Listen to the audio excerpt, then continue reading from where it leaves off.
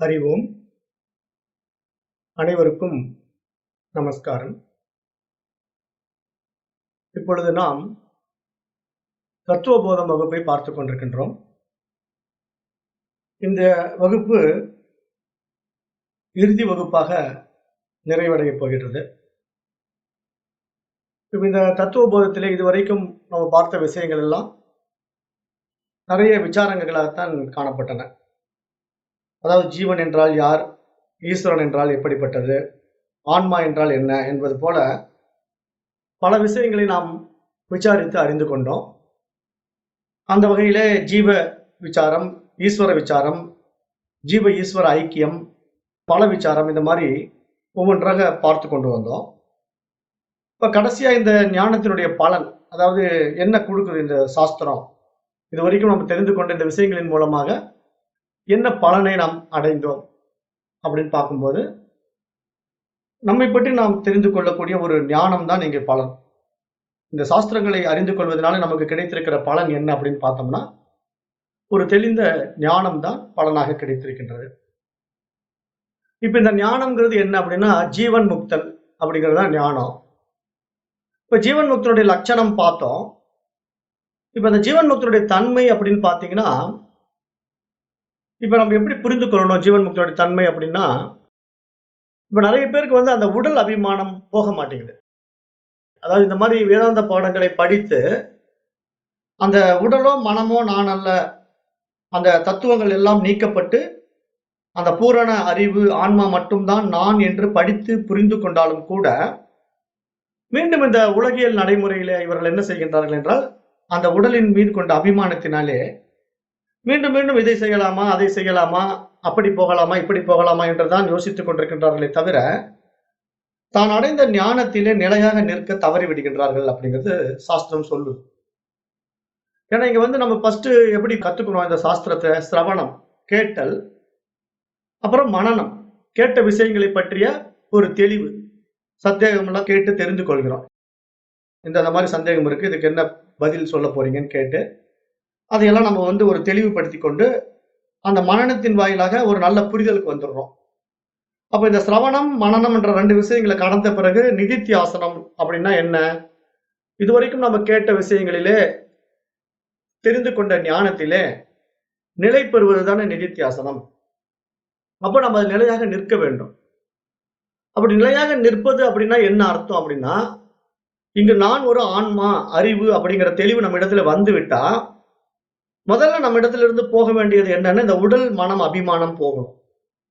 நான் தான் இந்த உடல் அப்படிங்கிற அபிமானத்தை நம்ம விட்டு விட வேண்டும். ஆனா நம்ம என்ன பண்றோம், இதெல்லாம் படிக்கிறோம், கேட்கிறோம், எல்லாம் செய்யறோம். ஆனாலும் நம்ம உலக விவகாரங்களுக்குள்ள ஈடுபட்டு கொண்டு இந்த உடல் மேல அபிமானம் வைத்துக் கொண்டு மேலும் மேலும் பிரச்சனைகளை சந்தித்துக் கொண்டே இருக்கின்றோம். அப்புறம் மீண்டும் மீண்டும் பாடங்களை படித்துக் கொண்டே இருக்கின்றோம். இப்படியே கால விரயங்கள் தான் ஆய்கொண்டிருக்கின்றதே தவிர ஒரு தெளிந்த புரிதல்ல நிலையாக நிற்க தவறி விடுகின்றோம்னு சுட்டி காட்டுறேன். அப்ப அதனால நாம் அடைந்த ஞானத்துக்கு நல்ல ஒரு தெளிவு நம்ம இடத்துல இருக்கணும் அப்படின்னா, முதல்ல நான் இந்த உடல் அல்ல அப்படிங்கிற அபிமானம் நம்ம விட்டு போகணும். அந்த நான் உடல் உடல்ங்கிற அபிமானம் போய் நான் இந்த உடல் அல்ல அப்படிங்கிறதுல தெளிவாக நிலையாக நிற்க வேண்டும். அதுதான் ரொம்ப ரொம்ப முக்கியம். அப்படி நான் உடல் அல்லன்னு நீங்க எப்ப முடிவு எடுக்கிறீங்களோ, அதற்கு பின்னாடி அந்த உடல் சார்ந்த விஷயங்கள் எல்லாம் நீங்க விட்டு விடுவீங்க, தானாகவே விட்டு விடுவீங்க. ஏன்னா அதெல்லாம் உடலுக்கு தானே, நான் இந்த உடல் அல்லவே அப்படிங்கிற அந்த பூரண தன்மையில, அந்த ஞானத்துல அப்படியே நிலைத்து நிற்பதுதான் இங்க ஆன்ம அனுபவம் அப்படின்னு சாஸ்திரம் சொல்லுது. ஆத்ம அனுபூதி அப்படின்னு சொல்லுது. அப்ப அந்த அனுபூதி நிலையை நம்ம அடைந்து விட வேண்டும். அதுதான் ரொம்ப முக்கியம். அந்த மாதிரி ஒரு நிலை அடைந்த ஜீவன் முக்தனுக்கு மட்டும்தான் இந்த 3 கர்மாக்களும் இல்லைன்னு சாஸ்திரம் சொல்லுது. அதாவது பிராரப்தம், ஆகாமியம், சஞ்சிதம் என்ற 3 கர்மாக்களும் ஜீவன் முக்தனுக்கு மட்டும்தான் கிடையாது, அஞ்ஞானிகளுக்கு உண்டு.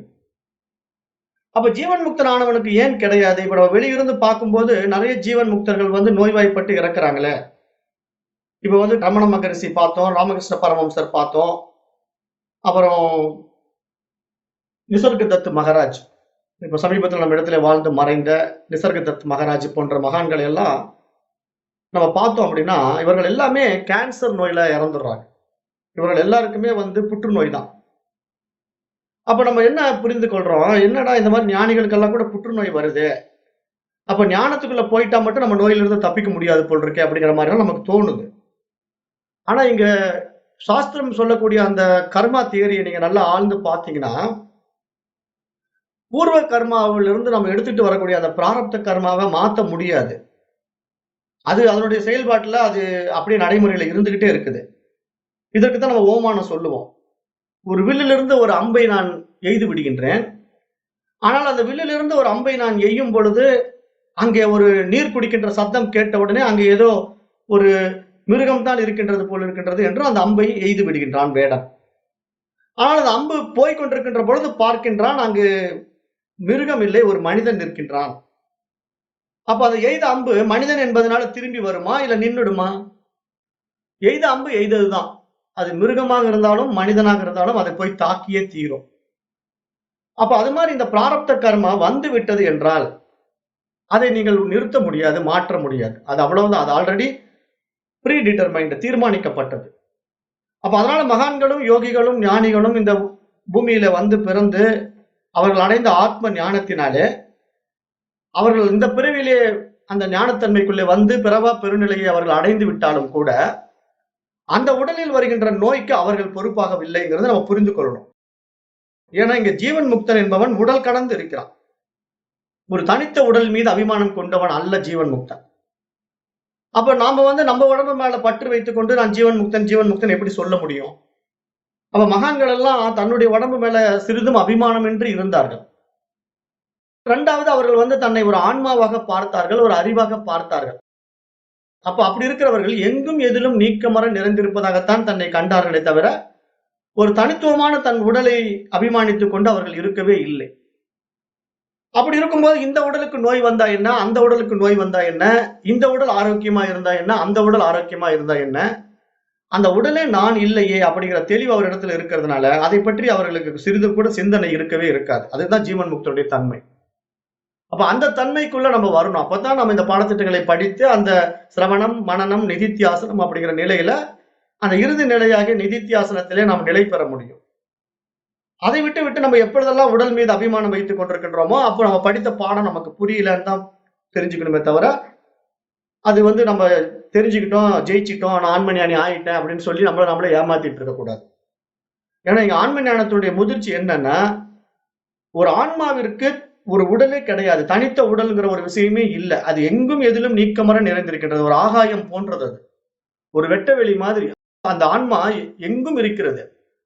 அதில் தோன்றி மறையக்கூடியது தானே இந்த உடல்களும், இந்த பிரபஞ்சத்தில் இருக்கிற இத்தனை விஷயங்களும், கோடானு கோடி கோள்களும், நட்சத்திரங்களும் எல்லாம் தோன்றி மறையக்கூடியது. அப்ப அந்த மாதிரி ஒரு விஷயத்துல நான் எந்த உடலையும் இல்ல. இந்த உடலுக்கெல்லாம் அப்பாற்பட்ட அந்த அறிவு, ஆன்மா, நான் என்ற தெளிவு நம்மிடத்துல எப்பொழுதும் இருக்கணும்.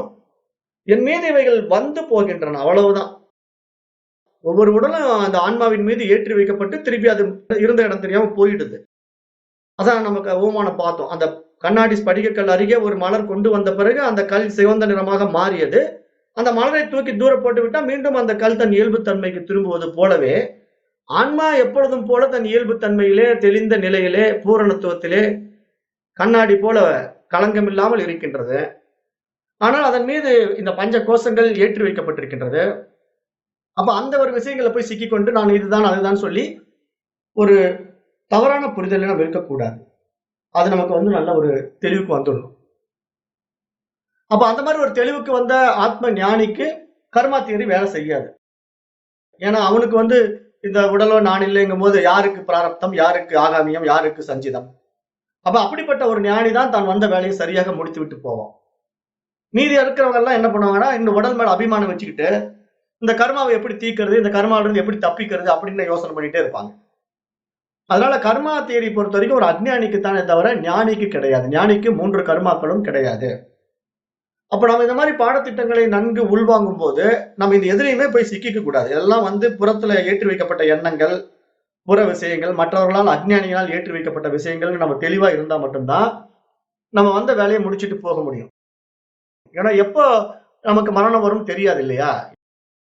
யாருக்கும் எப்போ வரும்னே தெரியாது. காலம் வந்து நம்ம கையில் இல்ல. அதனால நம்ம எப்பவுமே உஷாரா இருக்கணும். நம்ம வந்த வேலையை முடிக்கணும். இதுல தெளிவா இருக்கணும். அப்படிங்கும்போது நம்ம இந்த ஆத்ம ஞான பாடத்துக்குள்ள வந்துட்டு தன்னை ஆன்மா என்று உணர்ந்து கொண்ட பிறகு தேவையற்ற விஷய சுகங்களிலோ, பற்றான விஷயங்களோ போய் சிக்கிக்க கூடாது. அந்த பற்றற்ற மனநிலையில எப்பொழுதும் இருக்க வேண்டும். அதுதான் ஜீவன் முக்தருடைய லட்சணம். ஜீவன் முக்தர்கள் அப்படித்தான் இருப்பார்கள். அப்ப அந்த மாரி பார்க்கும்போது நமக்கு இங்க கர்மா எதுவும் கிடையாது. அப்ப எப்படி ஜீவன் முக்தனுடைய வாழ்நாள் எப்படி கழிக்கிறது அப்படின்னா, அவன் அந்த வேலையை செய்யல. இந்த உலகத்துல இருக்கிற எத்தனையோ மனிதர்கள் எத்தனையோ வேலையை செய்து கொண்டிருக்கின்றார்கள். அதுபோல அவன் பார்த்துக் கொண்டிருப்பான். அவனுடைய உடம்ப கூட அவன் வந்து ஒரு தாட் பெர்சனா தான் பார்த்துட்டு இருப்பான். நானுங்கிற அபிமானத்துல பார்த்துக் கொண்டிருக்க மாட்டான். அவன் ஒவ்வொருத்தருக்கும் ஒவ்வொரு வேலை கொடுக்கப்பட்டிருக்கின்றது. அந்தந்த வேலையை அவர்கள் செய்து கொண்டிருக்கின்றார்கள். அது அவரவருடைய மனோபாவத்திற்கு ஏற்ற வாழ்க்கை, அவருடைய குணாதிசயங்களுக்கு ஏற்ற வாழ்க்கை. ஏன்னா ஈஸ்வர நியதி எப்படி இருக்குது? சத்துவம், ரஜஸ், தமஸ்ன்னு 3 குணங்களில பிரதிபலிக்குது. அப்ப இந்த சத்துவ குணம் மேலோங்கினா அதற்குண்டான மனோநிலையில் சில மனிதர்கள் காணப்படுவார்கள். ரஜோ குணம் மேலோங்கினால் அதற்குண்டான மனோநிலையில சில மனிதர்கள் காணப்படுவார்கள். தமோ குணத்திலும் அப்படித்தான் இருப்பார்கள். அப்ப அவரவர்களுடைய குணாதிசயங்களுக்கு ஏற்ற வாழ்க்கை அவர்கள் வாழுகின்றார்கள். ஆனால் இங்கே 3 குணங்களையும் கடந்த குணாதீதன் தான் இங்கு ஜீவன் முக்தன். இப்ப ஜீவன் முக்தனுக்கு வந்து இந்த 3 குணங்களும் கூட கிடையாது. ஏன்னா அவன் வந்து குணங்களுக்கு மேல அப்பாற்பட்ட ஆன்மா, அந்த அறிவு, சித்து, அவன் சித்தாக மாறிவிடுகின்றான். அப்ப அந்த சித்துக்கு கூட இங்க எந்த குணமும் இல்லை இல்லையா? ஏன்னா அது குணாதீதன் தானே, நிர்குணம் தானே. பிரம்மம் என்றாலே அதற்கு விளக்கம் என்ன? நிர்குணம், நிர்குண ஸ்வரூபம் தான் பிரம்மம். குணங்களுக்குள்ள வந்துட்டா அது சர்க்குணம் ஆயிடுது. அதுதான் ஈஸ்வரன். அப்ப ஈஸ்வர தன்மைங்கிறது குணங்களுக்குள்ள வரணும். அப்பதான் அவனை என் குணத்தான்னு சொல்றோம். அவனுக்கு நிறைய குணங்களை கொண்டு வந்து விடுறோம். ஆனா குணமற்ற நிலையிலே நிர்குண ஸ்வரூபத்தில் இருக்கக்கூடிய ஆன்மா எதிலும் பந்தப்படாது, எதிலும் சம்பந்தப்படாது. அது தண்ணீர் தானாய் தனித்துவமாய் இருக்கக்கூடியதாக இருக்கின்றது. அப்ப நாம் இந்த பாடத்திட்டங்களெல்லாம் படித்து நல்லா உள்வாங்கிக் கொண்ட பொழுது, நான் ஆன்மா, அந்த பூரண ஆன்மான்னு தெரிந்துட்டா, நமக்கு எல்லாவற்றிலும் இருந்து அந்த அபிமானம் விலகிவிடும். தனித்துவமான இந்த உடல் மீது இருக்கின்ற தன்னுடைய உடல்ங்கிற அபிமானமும் போய்விடும். போய்விட வேண்டும். அப்பொழுதுதான் அந்த பாடத்திலே நம்ம வந்து தெளிவாயிட்டோம்னு அர்த்தம். ஆனா அந்த உடல் பற்று நம்ம கிட்ட இருந்துகிட்டே இருக்குன்னா, அந்த பாடம் நமக்கு புரியல. இன்னும் எதையோ நம்ம எதிர்பார்த்துட்டு இருக்கிறோம். இன்னும் என்னமோ படிச்சு தெரிஞ்சுக்கணும்னு நினைக்கிறோங்கிற மாதிரி தான் மைண்ட் வந்து போயிட்டே இருக்குது. அப்ப மைண்டினுடைய பிளே அது. அப்படிங்கிறத நம்ம நல்லா புரிந்து கொள்ளணும். அப்ப அதனால இங்க நம்ம அந்த ஞானத்தன்மைக்குள்ள வந்து அந்த அறிவு தான் நான், அந்த பூரண ஆன்மா தான் நான்னு தெளிவாயிட்டா, நமக்கு என்ன உண்மையிலேயே நடக்கும் அப்படின்னா, ஒரு சைலன்ட் ஸ்டேட்ல ஒரு ஆனந்தம் மலர்ந்துடும். நமக்குள்ள ஒரு அமைதியும், ஒரு ஆனந்தமும் மலரும். அதுதான் நம்முடைய உண்மை தன்மை. ஆனால் அந்த உண்மை தன்மையில நான் இந்த உலகத்தை, இந்த உடல் இருக்கிற வரைக்கும் அனுபவிக்கத்தான் வேண்டும். ஏன்னா எல்லா உடல்களிலும் இருந்து கொண்டிருக்கின்றேன் நான். இந்த ஒரு உடல்லயா இருந்து கொண்டிருக்கின்றேன், எல்லா உடல்களிலும் இருந்து கொண்டிருக்கின்றேன். எல்லா உடல்களையும் நம்ம பார்க்கலாம். அதனுடைய காரியத்தை கவனிக்கலாம். ஆனா எதற்கும் நம்ம வந்து அதுல சம்பந்தப்படாம சாட்சியாக இருந்து கவனிக்க வேண்டியதுதான். இதை நான் செய்யறேன், அதை அவன் செய்யறான் அப்படிங்கிற அந்த வேற்றுமை புத்தி எல்லாம் இல்லாம, அதுக்கு கொடுக்கப்பட்ட காரணத்தை, காரியத்தை அது செஞ்சுக்கிட்டு இருக்குது. நம்ம வேடிக்கை பார்க்கலாம். அவ்வளவுதான்.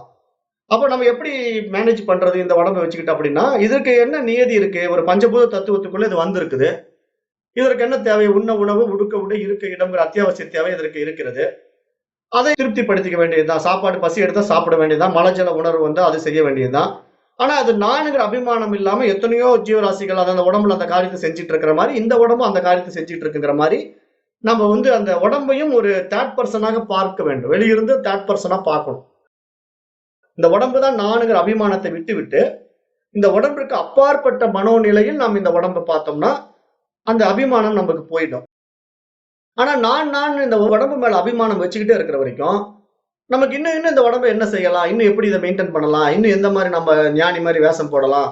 காவி வேஷ்டி கட்டலாமா? மஞ்சள் கலர்ல கட்டலாமா? இல்ல கம்முனு வெள்ளை கலர்லயே கட்டிக்குவோமா? அப்படின்னு எல்லாம் சிந்தனை பண்ணும்.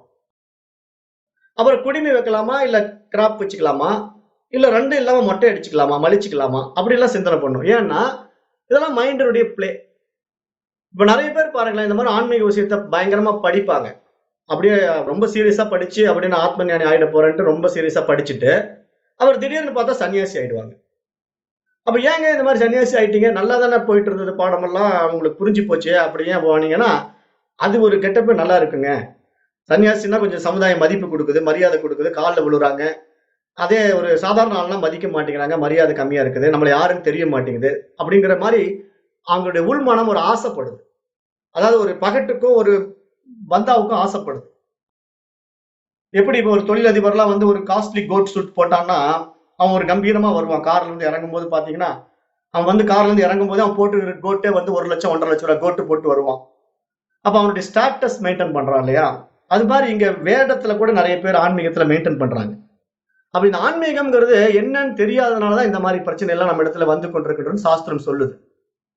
அப்ப ஆன்மீகத்தினுடைய உண்மை தன்மை என்ன அப்படின்னா, தனக்கு நடக்கும் நன்மைக்கும் தீமைக்கும் நானே காரணம் அப்படின்னு யார் ஒருத்தன் உணர்ந்து கொள்கிறானோ அவன் மட்டும்தான் உண்மையான ஆன்மீகவாதி. தீதும் நன்றும் பிறர் தர வாரா. ஏன்னா எல்லாமே என்னை சார்ந்துதான் இருக்கிறது. ஏன்னா நான் தான் இதற்கெல்லாம் முழு பொறுப்பு. இதை மற்றவர்கள் மீது நான் திணிக்கவும் செய்ய முடியாது. மற்றவர்கள் இதற்கு காரணம் என்று நான் அவர்களை குறை சொல்லவும் முடியாது. எல்லாமே என்னையே சார்ந்திருக்கின்றது. ஏனால் தீதும் நன்றும் நானே உருவாக்கி கொண்டது. அந்த அடிப்படையில் தான் நீங்க கர்மா தியரியும் வேலை செய்யும்.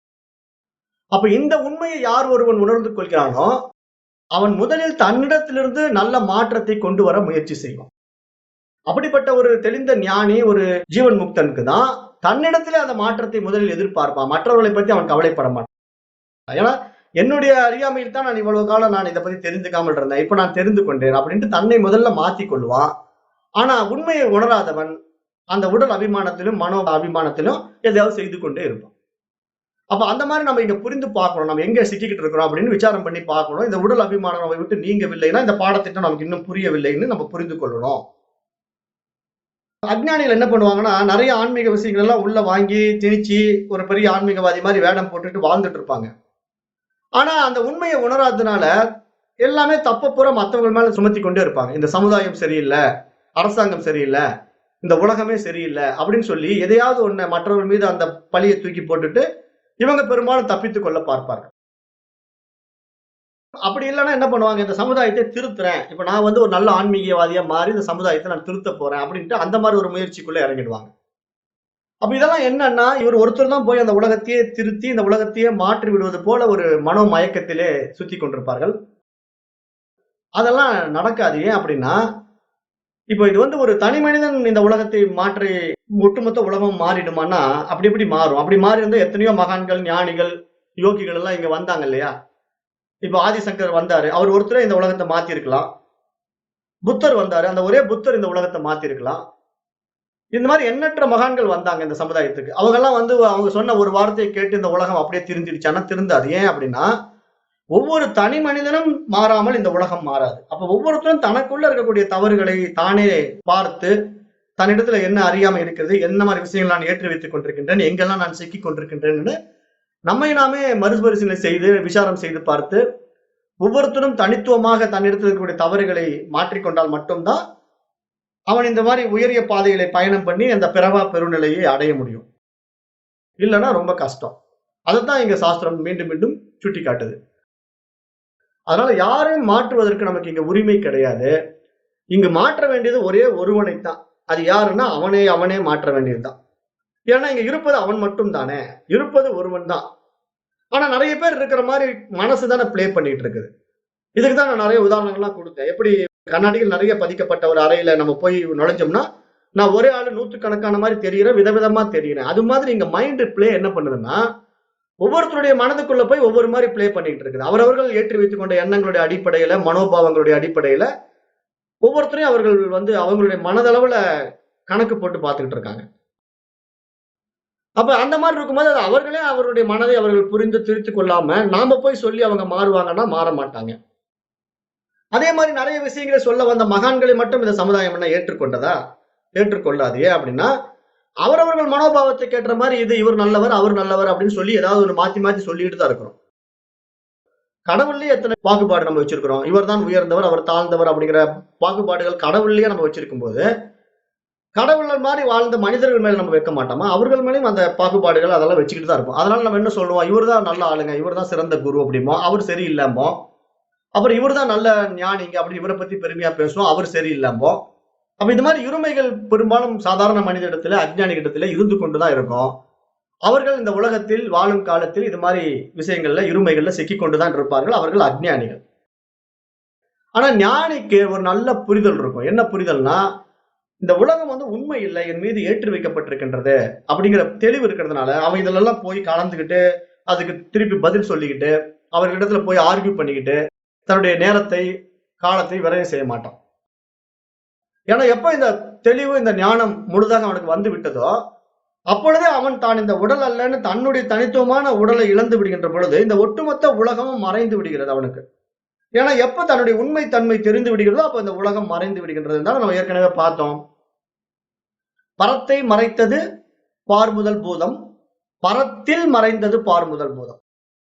அந்த பரத்தை எது மறைத்துக் கொண்டிருக்கின்றதோ இந்த பஞ்ச பூதங்களும் இந்த உலகமும் மறைத்துக் கொண்டிருக்கின்றது. ஆனால் அந்த உண்மையில் அந்த இறைவன் தான் பரம் தான் நான் என்று எப்பொழுது ஒருவன் தெரிந்து கொள்கின்றானோ அப்ப அது பரத்திலேயே மறைந்து விடுகின்றது இந்த உலகம். அப்ப நான் மட்டும்தான் இருக்கிறேன், இந்த உலகம் என்பது என் மீது ஏற்றி வைக்கப்பட்டிருக்கின்றது. அந்த தெளிவுல, அந்த புரிதல், அந்த ஞானி தன்னை மட்டும்தான் எல்லாத்திலையும் பார்ப்பான், நான் மட்டும்தான் இருக்கிறேன்ற தெளிவில் இருப்பான். வேற எதுவும் அவனுக்கு வெளியே வந்து புறத்துல அவனுக்கு வேறாக இருப்பதாக அவன் கருத மாட்டான். அந்த நிலை எப்படி நமக்கு அனுபவம் ஆகும் அப்படின்னா, இப்ப என்னுடைய உடல் இருக்கக்கூடிய நான் ஒவ்வொரு தனித்தனி செல்களை நான் எப்பயாவது உட்காந்து எண்ணிக்கிட்டு உட்காந்துருக்கேனா, இல்ல கணக்கு பார்த்துட்டு இருக்கேனா, இல்ல என்னுடைய உடம்புல இருக்கிற இந்த செல்லு, கையில இருக்கிற செல்லு இது கொஞ்சம் சரியில்லை, காலில் இருக்கிற செல்லு அது கொஞ்சம் பரவாயில்ல, முகத்துல இருக்கிற செல்ல கொஞ்சம் மாற்றம் பண்ணலாம் அப்படின்னு நான் ஏதாவது சிந்தனை பண்ணுவேனா?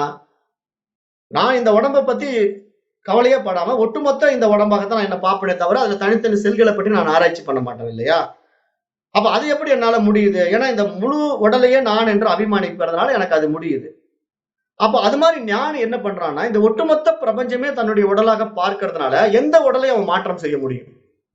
அப்ப இந்த ராமசாமியை மாத்தலாமா, குப்புசாமியை மாத்தலாமான்னு அவன் யோசிப்பானா? அப்படியெல்லாம் மாத்தவும் முடியாது. ஏன்னா எல்லா உடம்புக்குள்ளேயும் அவனுடைய சைத்தன்யமா இருக்கிறான், அவனுடைய உண்மை தன்மையை உணர்ந்து இருக்கிறான். அப்ப அதனால அவன் இந்த வெளியே வந்து போற உடம்புல அவ்வளவு முக்கியத்துவம் கொடுக்க மாட்டான். அது வாழ்க்கை அது வாழுதுன்னா அவன் எப்படி பார்க்கறான்? ஒவ்வொரு உடம்பையும் ஒவ்வொரு எண்ணங்களாக பார்க்கிறான். இப்ப அது ஏற்கனவே நான் இதுக்கெல்லாம் நிறைய உதாரணம் கொடுத்துட்டேன். அதாவது ஒரு ஒரு இப்ப ஈஸ்வரனுக்கு வந்து ஒரு எண்ணம் வருது. இப்ப நடைமுறையில ஒரு லட்டு சாப்பிடலான்னு ஒரு எண்ணம் வருது. உடனே லட்டு சாப்பிட்டு முடிச்ச உடனே அந்த எண்ணம் போயிடுது. அடுத்தது ஒரு டூர் போலான்னு ஒரு எண்ணம் வருது. அடுத்தது அந்த டூர் போற எண்ணத்தை தான் அவன் நடைமுறைப்படுத்துவானே தவிர லட்டு சாப்பிட வேண்டிய எண்ணம் அப்போதைக்கு அவனுக்கு முடிஞ்சு விட்டது. அப்புறம் ஒரு வாரம் கழிச்சு திருப்பி ஒரு லட்டு சாப்பிடலான்னு எண்ணம் வரும். அப்போதைக்கு அந்த லட்டு அவன் திருப்பி வாங்கி சாப்பிடுவான். அந்த மாதிரி இங்க ஞானி என்ன பண்றான்? இத்தனை பேர் விதவிதமான எண்ணங்கள் வாழ்கிறார்கள். அந்த எண்ணம் அவரவர்கள் வாழ்க்கையை அவர்கள் வாழ்ந்து விட்டு போக போகிறார்கள். இது என் செயல் ஒன்றும் இல்லை. அதாவது அது வாழ்க்கையை வாழட்டும், அந்த எண்ணத்தின்படி அது வாழுகின்றதுன்ட்டு புரிந்து கொண்டான்னா அது அவனுக்கு தெரியும். இதெல்லாம் மனோவியாபகம், மனதினுடைய சேஷ்டைகள் அப்படின்னு தெரிந்து கொண்டான்னா அந்த மனமே நான் இல்லையே, அந்த புத்தியும் நான் இல்லையே, அந்த உடலும் நான் இல்லையே அப்படின்னு அந்த தெளிவு அவன்கிட்ட வந்துட்டா, நான் வந்து அந்த தூய அறிவு, அந்த தூய ஆன்மா அப்படின்னு அந்த தெளிவிலேயே நிற்பான். அதுதான் நிதித்தியாசன நிலை. அந்த நிலையில் தான் நம்ம நிற்க வேண்டும். அப்ப அப்படி நிற்கும் போது மட்டும்தான் நாம இந்த சாஸ்திரத்துல முழுமை பெற்றிருக்கின்றோம்னு அர்த்தம். நம்ம வந்த வேலையை முடிச்சுட்டு போகிறோம் அப்படின்னு அர்த்தம். இல்லைன்னா நம்ம இந்த உலகத்தை திருத்துறேன், எதையாவது செய்யறேன், எதாவது பண்ண போறேன்னு சொல்லிட்டு எதையாவது செஞ்சுக்கிட்டே இருப்போம். அப்புறம் நிறைய கிளாஸ் எல்லாம் எடுக்க ஆரம்பிச்சிருவோம். நிறைய அதுக்குண்டான பிசினஸ் பண்ற மாதிரி கலெக்ஷன் பண்ண ஆரம்பிச்சிருவோம். இப்படி எல்லாம் போயிடும். நிறைய அப்படிதான் போயிடுறாங்க. நிறைய குருமார்கள் வந்து இந்த பாடத்திட்டங்களை படித்து விட்டு இந்த உலகத்தையே மாத்த போறேன் அப்படின்னு ஒரு மென்டாலிட்டிக்குள்ள வர்றாங்க அப்படின்னா, அப்ப அவங்க இன்னும் எங்கேயோ சிக்கிக்கிட்டு இருக்காங்கன்னு தான் அர்த்தம். அவங்க இன்னும் தெளிவாகாம தானே உலகத்தை மாத்துறேன்னு சொல்லி வர்றாங்க. அப்படி வர்றவங்க வந்து ஏதாவது மக்களுக்கு சேவையாக அதை செய்யறாங்களான்னா இல்லையா? அதை கலெக்ஷன் பண்ணி பணமா பாக்குறாங்க இல்லையா? அப்ப அவங்க ஏதோ ஒரு வேற மோட்டிவ்ல வராங்க. அதாவது உலகியல் கல்வி மாதிரி இந்த கல்வியை சமுதாயத்துக்கு கொடுக்கணும்னு நினைக்கிறாங்க. அப்ப அதன் வழியாக பணம் சம்பாதிக்கணும்னு பாக்குறாங்க. அப்ப அப்படிப்பட்ட நிலையில அவங்க வந்து இந்த உலகத்தை பணத்தை வாங்கிட்டு கத்துக் கொடுத்து அவங்க மாறிடுவாங்களான்னா எப்படி மாறுவான்? இலவசமா கொடுத்தாலே கேட்க தயாரா இல்ல. பணம் கொடுத்து வந்து எத்தனை பேர் படிப்பான்? அது உண்டான ஆர்வம் இருக்கிறவன் தான் வருவான். ஆனா அவன் என்ன பண்ணுவான்னா, அவன்கிட்ட பணம் இருக்கிறதுனால அவன் பாதை மாறி போய்க்கொண்டே இருப்பான். ஒரு விஷயத்துல நிக்க மாட்டான். ஏன்னா பணம் கொடுத்து படிக்க வர்றவன் எல்லாம் பாத்தீங்கன்னா, அவனுக்கு அந்த சாப்டர் தெரிஞ்சுக்கிட்டு அது நம்மளால இன்னும் நம்ம வெளி மக்கள் கிட்ட போய் இதை பத்தி பேச முடியுமா, இன்னும் நிறைய இதை பத்தி டிஸ்கஸ் பண்ண முடியுமான்னு தான் அவன் எதிர்பார்ப்பான். ஏன்னா அங்க கூட அவனுக்கு என்ன வெளிப்படும்னா ஒரு அகங்காரம் தான் வெளிப்படும். அந்த பாண்டித்யம் வெளிப்படும். எனக்கு பாரு இந்த மாதிரிலாம் நான் தெரிஞ்சுட்டு வந்தேன், இது உனக்கு தெரியுமா, பஞ்ச கோஷங்கள்லாம் உனக்கு என்ன தெரியுமா, பஞ்ச பூதங்கள்லாம் உனக்கு என்ன தெரியுமா, நான் எல்லாம் தெரிஞ்சு வச்சிருக்கேன் தெரியுமா அப்படின்ட்டு, ஏன்னா இதெல்லாம் நான் படிச்சுட்டு வந்திருக்கிறேன்ட்டு அந்த ஒரு ஈகோவை தான் அப்பயும் காட்டுவானே தவிர அதன் மூலமாக நான் என்ன அடைந்தேன் அப்படிங்கிற அந்த தெளிவு அவனிடத்துல இருக்காது. அப்ப அந்த இதெல்லாம் நம்ம யோசனை பண்ணி பார்த்துட்டு இங்க இந்த கர்ம தத்துவம், இந்த கர்மம் என்ன சொல்ல வருது அப்படின்னு நம்ம பார்த்தா அது அவரவர்கள் வினைவழி, அவரவர்கள் அனுபவம் அப்படின்னு நம்ம பார்த்துட்டு கம்முன்னு அமைதியா இருக்க வேண்டியதான தவிர இது யாரும் எந்த விஷயத்திலும் இங்க மாற்றி ஒன்றும் நடக்காது, மாற்றவும் முடியாது. ஏன்னா இதெல்லாம் அவரவர்கள் கொண்டு வந்த பிராரப்த கர்மாவே அவர்கள் வாழ்ந்து கொண்டிருக்கிறார்கள் அப்படிங்கிற தெளிவுல ஞானி சாட்சியாக மாறிவிடுவான்.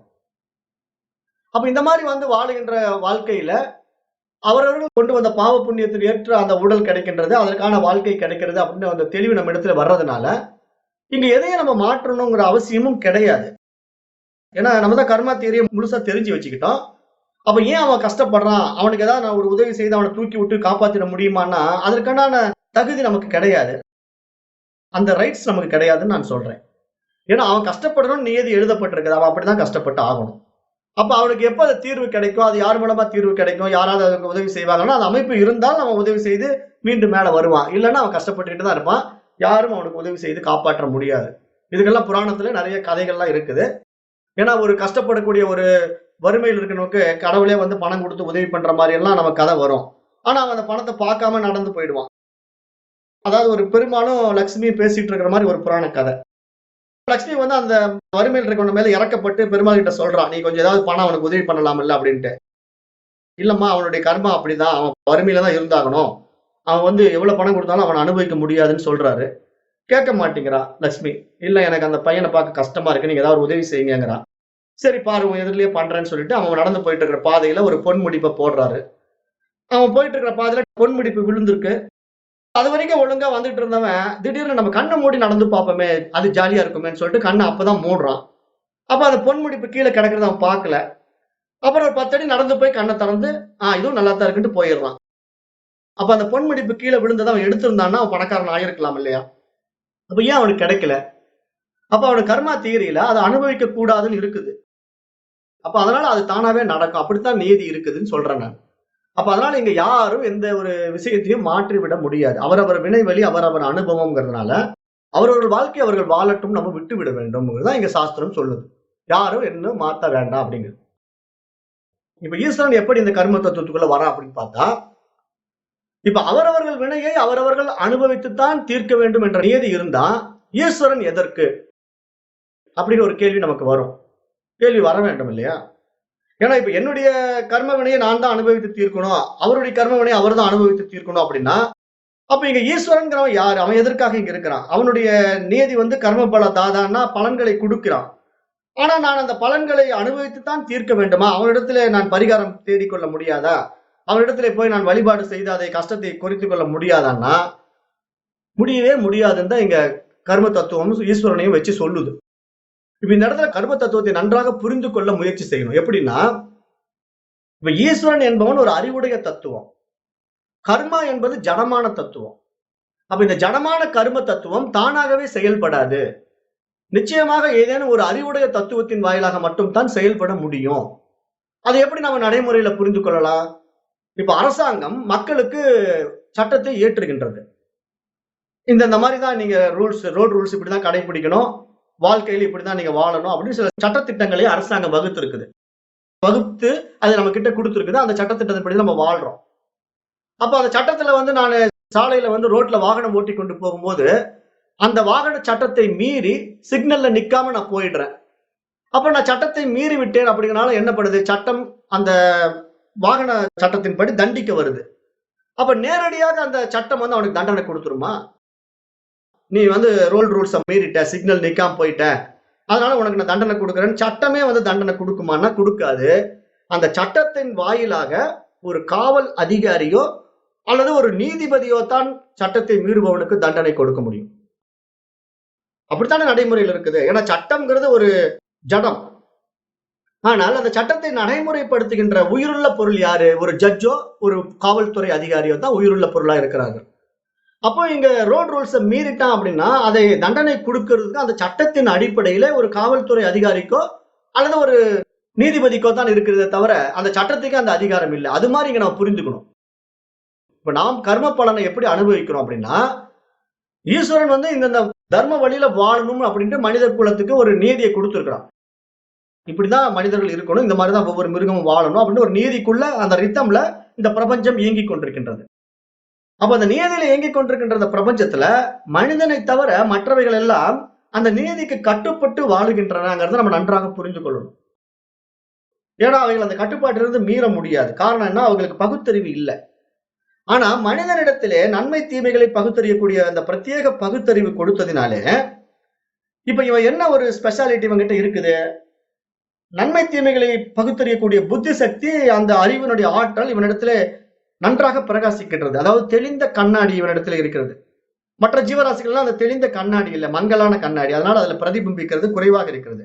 அந்த அறிவு பிரதிபிம்பிக்கிறது. ஆனா மனிதனிடத்துல அது தெளிவாக பிரதிபிம்பிக்கின்றது. அப்படி தெளிவாக பிரதிபிம்பிக்கின்ற பொழுது இவன் என்ன பண்றான்? அந்த அறிவை வைத்துக் கொண்டு எது சரி எது தவறு என்று பகுத்தறியக்கூடிய தன்மை உடையவனாக மாறிவிடுகின்றான். அப்ப எது நல்லது எது கெட்டதுன்னு தெரிந்து கொள்ளுகின்ற பொழுது நல்ல வழியிலே நம்ம போயிட்டோம்னா நமக்கு இந்த கர்மா தியரியில ஒரு விஷயம் நம்ம இடத்திலேயே கொடுக்கப்பட்டிருக்கின்றது ஒரு ரகசியத்தை இந்த கர்மா தியரி சொல்லுது. என்ன சொல்லுதுன்னா, இப்ப நீங்க சஞ்சித கர்மாவை கை வைக்க முடியாது. ஏன்னா அது ஏற்கனவே பல பிறவிகளாக நீங்க சேர்த்து வைத்த ஒட்டுமொத்த தொகுப்பு. பிராரப்தமும் நீங்க கொண்டு வந்தது. அது நீங்க பிறந்தப்போ எப்படி பிறந்தீங்க, இறக்கும்போது எப்படி இறக்க போறீங்க அப்படின்னு ஆல்ரெடி அது தீர்மானிக்கப்பட்டது. அதுல நீங்க கை வைக்க முடியாது. அது அப்படியே உங்களுடைய வாழ்க்கையை நடத்தி கொண்டு போயிட்டே இருக்கும். ஆனா இப்படி நடத்தி கொண்டு போயிட்டு இருக்கும் போதே ஒரு ஆப்ஷன் கொடுக்குது பாருங்க. அதுதான் ஆகாமிய கர்மா. இந்த ஆகாமிய கர்மா என்னன்னா, அப்படி அதை நடத்தி கொண்டே போய்கிட்டு இருக்கும் பொழுது, உங்களிடத்துல கொடுக்கப்பட்ட பிரத்யேக பகுத்தறிவின் தன்மையிலே, அது சரியா தவறா என்று தீர்மானிக்கக்கூடிய தகுதி உங்களிடத்திலே கொடுக்கப்பட்டதுனால, இப்ப ஒரு காரியத்தை உங்களுடைய பிராரப்தப்படி நடக்குது. நடக்க வேண்டிய சூழ்நிலை இருக்குது. அப்ப நீங்க அந்த இடத்துல போறீங்க. அதை வந்து நடைமுறைப்படுத்தி தான் ஆகணும். ஆனா உங்களுடைய பித்து சக்தியினால அது செய்யலாமா வேண்டாமான்னு ஒரு வினாடி நீங்க சிந்திச்சு பார்த்தீங்கன்னா, அந்த இடத்துல நீங்களே ஒரு தனிப்பட்ட முடிவை எடுக்க முடியும்னு இங்க சாஸ்திரம் அந்த ஒரு ரகசியத்தை உடைக்குது. ஏன்னா, அது வந்து கொஞ்சம் நீங்க நுணுக்கமா இங்க புரிந்து கொள்ளணும். ஏன்னா, இது வேற யாராலும் செய்ய முடியாது. ஒரு தேர்ட் பெர்சன் வந்து உங்களுடைய வாழ்க்கையை மாற்ற முடியாது. இப்போ நானோ, உங்களுடைய நண்பரோ, உங்களுடைய உறவினர்களோ உங்களுடைய வாழ்க்கையை மாற்ற முடியாது. அதற்கு தான் ஏற்கனவே நான் சொல்லிட்டேன். தீதும் நன்றும் பிறர் தர வாரா. நல்லது கூட இன்னொருத்தன் குடுக்க முடியாது. கெட்டது கூட இன்னொருத்தன் குடுக்க முடியாது. 2க்கும் நானே தான் கர்த்தா, போக்தா. அப்ப நான் இந்த இடத்துல என்ன பண்ணணும்? என்னிடத்திலே கொடுக்கப்பட்ட அந்த பிரத்யேக பகுத்தறிவை கொண்டு நன்மை தீமைகளை பகுத்தறிகின்ற பொழுது, ஓ! இது சரியாக தெரிகிறது. அப்ப இதை நான் நடைமுறைப்படுத்தி பார்க்கிறேனே அப்படின்னு சொல்லிட்டு நீங்க அந்த பாதையில பயணம் பண்ண தொடங்கிட்டீங்கன்னா, அந்த தர்ம வழியிலே நீங்க நடக்க ஆரம்பித்து விட்டீர்கள் என்றால், அது உங்களை எங்க கொண்டு போகும்? அந்த இறுதி இலக்காகிய வீடு பேறு கிட்ட கொண்டு போயிடும். தர்மார்த்த காம மோட்சம் என்ற நடைமுறை புருஷார்த்தத்தினுடைய நியதியை நான் உங்களுக்கு சுட்டிக்காட்டுறேன். ஏன்னா இந்த பாடத்திட்டம் ஆரம்பிக்கும்போது முதல்ல நம்ம அதைத்தான் எடுத்தோம். புருஷார்த்தம் என்றால் அறம், பொருள், இன்பம், வீடு. அப்போ அற வழியிலே நீங்கள் வாழ ஆரம்பித்து விட்டால் இறுதி நிலையாகிய வீடு பேறு உங்களுக்கு உறுதி. அது இந்த சாஸ்திரம் உத்தரவாதம் கொடுக்குது. அப்போ அந்த அறவழி எதுங்கிறது எப்படி உங்களுக்கு தெரியும்? அதுக்கு தானே உங்களுக்கு பகுத்தறிவு கொடுக்கப்பட்டிருக்கின்றது. எது நல்லது, எது கெட்டதுங்கிற அதை பகுத்தறியக்கூடிய தகுதி உங்களிடத்துல இருப்பதினாலே, நீங்க அதை புரிந்து கொண்டு நான் தர்ம வழியிலே வாழ்கின்றேன். எவ்வளவு கஷ்டம் வந்தாலும் நான் தவறான பாதையில் போக மாட்டேன். நான் நல்வழியில் தான் போவேன்னு சொல்லிட்டு நீங்க நல்வழியிலே போறீங்க. உங்களுக்கு பயங்கர வறுமைகள் வரலாம், நிறைய சிரமங்கள் வரலாம். அந்த மாதிரி சிரமங்கள், வறுமைகள்லாம் வரும்போது நீங்க என்ன புரிந்துக்கணும்? பிராரப்தம் நடைமுறையில் இருக்குது. அதனால நான் ஏற்கனவே செஞ்ச பாவத்தின் பலனாக இதை நான் அனுபவிக்கிறேன்னு சொல்லிட்டு மனப்பூர்வமாக ஏற்றுக்கொள்ள வேண்டும். அதுதான் பிரசாத புத்தி. அப்படி நீங்க பயணிக்கும் போது தர்மம் மாறாம நீங்க நடைமுறையில சரியா வாழ்ந்துகிட்டே வந்தீங்கன்னா, அந்த தர்மத்துக்கு ஒரு பரிசு கொடுக்கணும் இல்லையா? அதுதான் இன்பத்தை கொடுக்கும். அறம், பொருள், இன்பம், வீடு. அப்ப உங்களை அந்த சரியான பாதையில அதை அழைத்து கொண்டு போய் உங்களுக்கு அந்த இன்பத்தை காட்டி கொடுக்கும். அப்பதான் ஜீவன் முக்தனாக மாற முடியும். அப்ப அந்த மாதிரி ஜீவன் முக்தன் தன்மைக்கு நீங்க வந்து விட்டீர்கள் என்றால், அப்ப இந்த கர்மா தியரி பூரா உங்களுக்கு சஞ்சிதத்தையும் உடைச்சிடுறீங்க, பிராரப்தத்தையும் உடைச்சிடுறீங்க. அப்படி உடைப்பதற்கான ஒரு சந்தர்ப்பமாகத்தான் ஆகாமிய கர்மா உங்களிடத்திலேயே கொடுக்கப்பட்டிருக்கின்றது.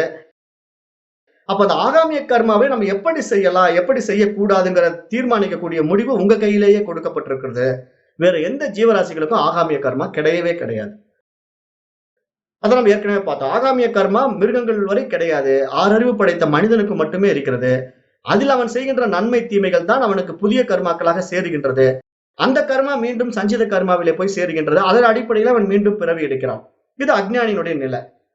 ஆனா ஞானியினுடைய நிலை என்னன்னா, இந்த மாதிரி பாடத்திட்டங்கள் எல்லாம் படித்து ஒரு நல்ல தெளிவுக்கு வந்து விட்ட ஞானிக்கு புரிஞ்சு போச்சு. ஓ, இது வந்து கர்மா தியரி படி என்னுடைய வாழ்க்கை ஓடிட்டு இருக்கு. பிராரப்தப்படி நான் இப்ப நடைமுறையில் இருந்துகிட்டு இருக்கிறேன். ஆனா எனக்கு இந்த மாதிரி சாஸ்திரங்கள் படிப்பதற்கு உண்டான வாய்ப்பு என்னுடைய பூர்வ கர்மாவின் உதவியினால கிடைச்சது. புண்ணிய கர்மாவின் மூலமா இந்த சாஸ்திரம் எல்லாம் எனக்கு படிக்கிறதுக்கு வாய்ப்பு கிடைச்சது. படிச்சுட்டேன். அப்ப இந்த சாஸ்திரம் எனக்கு என்ன காட்டி கொடுக்குது? என்னை அதுதான் சொல்லுது. தத்துவமசி, நீயே அது, அகம் பிரம்மாஸ்மின்னு என்னை உணர வைத்து விட்டது.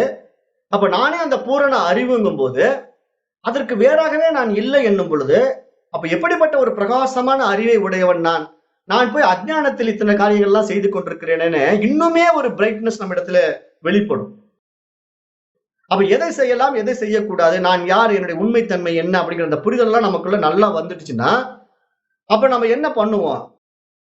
இந்த ஒரு தனித்துவமான உடலில் தானே நான் இத்தனை விஷயங்களும் தெரிந்து கொண்டேன். அப்ப இந்த தனித்துவமான மனதில் தானே இத்தனை விஷயங்கள் நான் தெரிந்து கொண்டேன். அப்ப நான் இந்த தனித்துவமான மனதை கடந்து அந்த பூரண அறிவாகிய ஈஸ்வர தன்மைக்குள்ள நான் போயிட்டேன்னா, அப்ப எத்தனையோ மனங்கள் என்னென்னமோ செய்து கொண்டிருக்கின்றது. அப்ப இதெல்லாம் நான் இல்ல. நான் அந்த தூய அறிவு அப்படிங்கிற அந்த தெளிவுக்குள்ள வந்து விட்டா, அவனுக்கு ஆகாமிய கர்மாவும் டீஆக்டிவேட் ஆயிடும். வேலை செய்யாம போயிடும். அப்ப என்ன ஆகும்? அவனுக்கு சஞ்சித கர்மாவும் இனிமேல் வரப்போறதில்ல. காரணம் என்ன? அவன் ஞானி ஆயிட்டான். ஞானி ஆயிட்டான்னாலே அவனுக்கு கர்மா தியரி ஃபெயில் ஆயிடும். அவ்வளவுதான். இனிமேல் வேலை செய்யாது. அதே மாரி பிராரப்தம் அவன் கொண்டு வந்த உடல் இருக்கிற வரைக்கும் அதை அனுபவிச்சு தான் ஆகணும். ஆனா அவன் இந்த உடல் அல்லவே. எத்தனையோ உடல்கள்ல என்னென்னமோ காரியங்கள் நடந்துட்டு இருக்குது. ஒரு உடல் ஆக்சிடென்ட்ல சாவுது, ஒரு உடல் நோய்வாய்ப்பட்டு சாவுது, ஒரு உடல சமாதி வைக்கிறாங்க, ஒரு உடலை கொண்டு போய் இவர் பெரிய சித்தர், ஞானி, யோகி அப்படின்னு கொண்டு போய் சமாதி எல்லாம் பண்றாங்க. அப்ப அந்த மாதிரி உடல்ல நான் அங்க சமாதி ஆறேன், இந்த மாதிரி உடல்ல இங்க விபத்துல அடிபடுறேன், இன்னொரு உடல்ல வந்து நான் நோய்வாய்ப்பட்டு இறக்குறேன். அப்ப இந்த உடல்லாம் நான் அப்படின்னு பார்த்தா இதெல்லாம் தோன்றி மறையக்கூடியவை அப்படின்னு எனக்கு தெரியும். அப்ப இங்க வந்து நான் எதற்கு முக்கியத்துவம் கொடுக்கணும்? ஒண்ணுக்கு முக்கியத்துவம் கொடுக்க வேண்டியது. அதாவது காரியத்தை செஞ்சுட்டு இருக்குன்ட்டு ஆனந்தமா நான் வெளியிருந்து இந்த உலகத்தை அனுபவிக்கக்கூடிய தகுதியை அடைந்து விடுகின்றேன். அப்ப இந்த இடத்துல நான் ஆகாமிய கர்மாவையும் செயலிழக்க வைக்கக்கூடிய ஒரு தகுதி உடையவனாக மாறி விடுகின்றேன். பிராரப்த கர்மாவின் அனுபவத்திலே எனக்கு இந்த மாதிரி வாய்ப்புகள் கிடைத்தது நான் சரியாக பயன்படுத்தி கொண்டேன். ஏனென்றால் எனக்கு கொடுக்கப்பட்ட பிரத்யேக பகுத்தறிவின் வாயிலாக நன்மை தீமைகளை புரிந்து கொண்டேன். அப்ப இங்க நான் ஜெயிச்சிட்டேன். அப்பதான் அங்க ஜீவன் முக்தனாக முடியும். இதுதான் ஞானிக்கும் அஞ்ஞானிகளுக்குள்ள வித்தியாசம். ஏன்னா ஒரு ஞானியும் அஞ்ஞானியும் எப்படி வாழ்க்கையில தன்னை மாற்றிக் கொள்கிறார்கள் என்றால், பிராரப்த கர்மா படி அப்படியே நடக்கட்டும், விதி விட்ட வழி அப்படின்னு சொல்லி அஞ்ஞானி போயிட்டு இருப்பான். ஆனா ஞானிக்கு பிராரப்த கர்மாப்படி அப்படியே நடக்கட்டும், அது ஈஸ்வர நியதிப்படி இருக்கட்டும்னு அவன் நினைச்சுக்குவான். ஆனாலும் ஆகாமிய கர்மா தன்னிடத்தில் தானே இருக்கிறது அப்படின்னு அடுத்த விழிப்புணர்வு அவனிடத்துல இருக்கும். அப்ப அந்த விழிப்புணர்வுல அவன் என்ன செய்யறான்? முட்டாள்தனமா அவன் வாழட்டும், அவனுக்கு பிராரப்தப்படி அவன் வாழ்ந்துட்டு போறான். ஆனா எனக்கு வந்து நான் எது சரி எது தவறு என்று பகுத்தறியக்கூடிய பகுத்தறிவாக என்னிடத்திலேயே ஆகாமிய கர்மா கொடுக்கப்பட்டிருக்கிறது.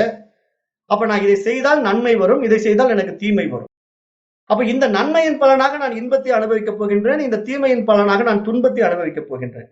அப்ப நான் எதை செய்யலாம்? நன்மையை செய்யலாமா, தீமையை செய்யலாமா அப்படின்னு நான் தெளிவான ஒரு முடிவை எடுப்பேன். யாரு? ஞானி.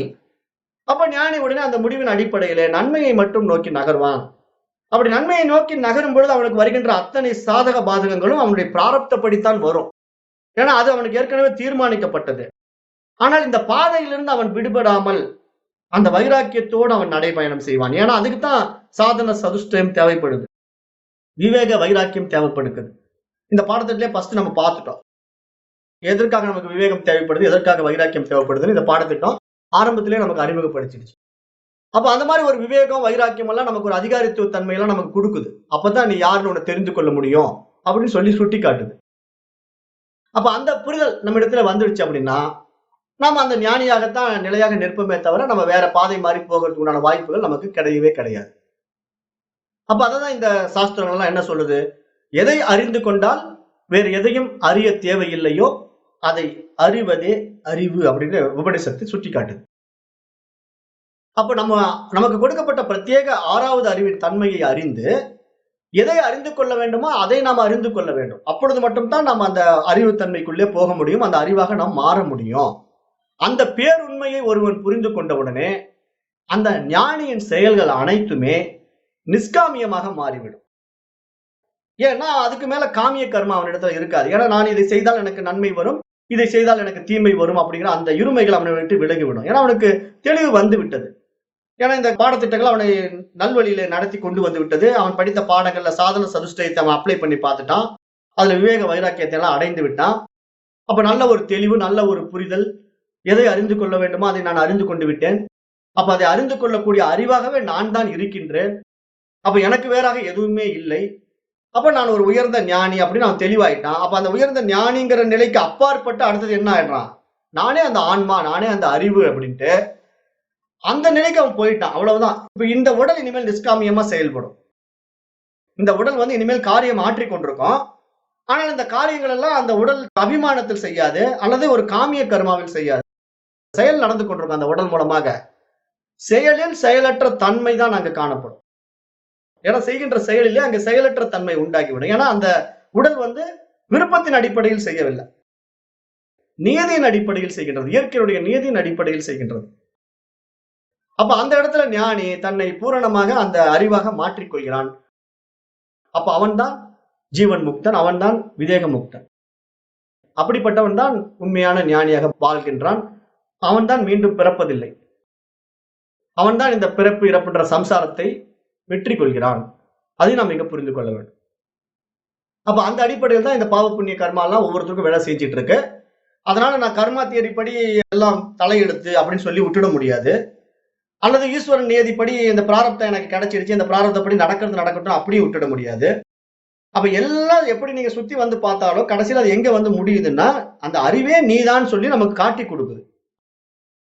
அப்ப அந்த அறிவே நான் தான் என்று என்னை காட்டி கொடுத்த பிறகு இங்கு நான் என்ன பண்றேன்? பகுத்தறியும் தன்மையில விரிவடைகிறேன். அப்ப அந்த பகுத்தறியும் தன்மையில நான் விரிவடைகின்ற பொழுது எனக்கு இந்த பாடத்திட்டங்கள் உள்ள போகுது, வேலை செய்யுது, அது ஆக்டிவேட் ஆகுது.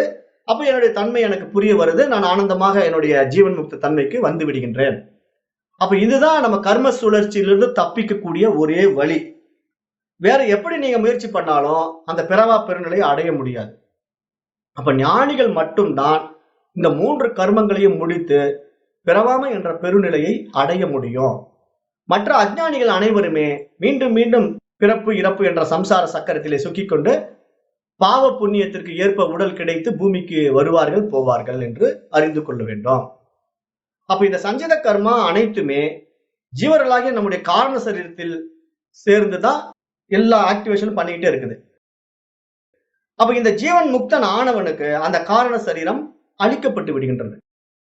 ஏன்னா அவனுக்கு மட்டும்தான் காரண சரீரம் அழியும், வேற யாருக்கும் காரண சரீரம் அழியாது. ஏன்னா அவன் தெளிந்த ஞானத்தினாலே அந்த காரண சரீரத்தை சுட்டெரித்து விடுகின்றான். அந்த ஞானச் சுடரிலே அந்த காரண சரீரத்தை சுட்டெரித்து விடுகின்றான். ஏன்னா அவனுக்கு தெரிஞ்சு போச்சு. காரணம் எப்படின்னா, அந்த அறிவுங்கிறது ஒரு சேத்தனம், அதாவது உயிருள்ள பொருள். ஆனால் இந்த சஞ்சித கர்மாவோ ஜட பொருள். அப்ப ஜட பொருளை இந்த அறிவு பொருள் எரித்து விடுகிறது, அவ்வளவுதான் விஷயம். ஆனால் அது ஜடப்பொருள் வந்து எரிக்கக்கூடிய சக்தி இந்த அறிவு பொருள் கிட்ட இருந்தா தானே நடக்கும். நான் அறிவே இல்லாம நானும் ஒரு ஜடம் மாதிரியே வாழ்ந்தேன்னா அது நடக்காது. இப்ப பெரும்பாலான மனிதர்கள் ஜடமா தானே வாழ்றாங்க. ஏன்னா மனதளவில் வாழுகின்ற மனிதர்கள் எல்லோருமே ஜடம் தான்.